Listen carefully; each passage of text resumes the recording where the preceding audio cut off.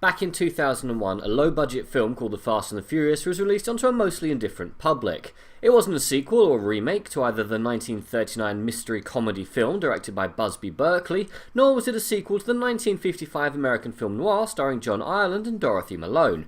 It was instead such a palette-swapped carbon copy of the 1991 cult classic Point Break that I've always been slightly confused as to why the lawyers never got involved. The series pottered on for a few unremarkable sequels, and then, one dark evening, and probably after a considerable amount of Colombian inspiration powder, some executive somewhere Frankenstein this nearly extinct car franchise with Michael Bay and several series of Top Gear, threw in a cast of varying genders, ethnicities and level of acting ability, and then laughed madly as the lightning flashed and the, at time of writing, 9th highest grossing franchise of all time, lurched from the table and out into the world. Back to the 8th film in the franchise, numbers 9 and 10 are due to be released in 2019 and 2021 respectively. I paid my money, deactivated the parts of my brain that like developed characters, logic, the laws of physics, gravity, the amount of damage the human body can take as we currently understand them, plots that make sense, and why on earth Dame Helen Mirren would be told to do her best Barbara Windsor impersonation, or why Snake Plissken would be wasted as chief exposition and plot mover instead of as an actual character.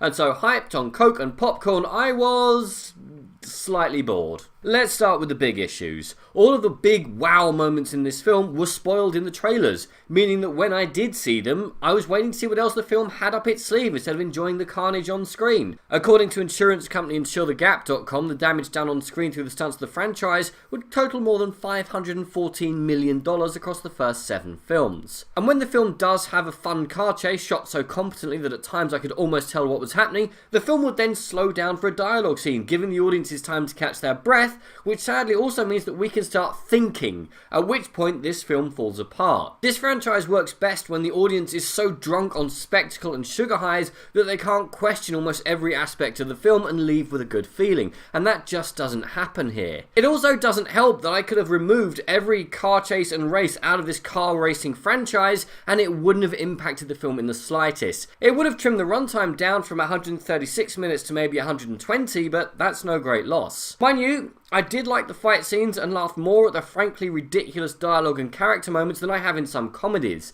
but the film never quite came together for me.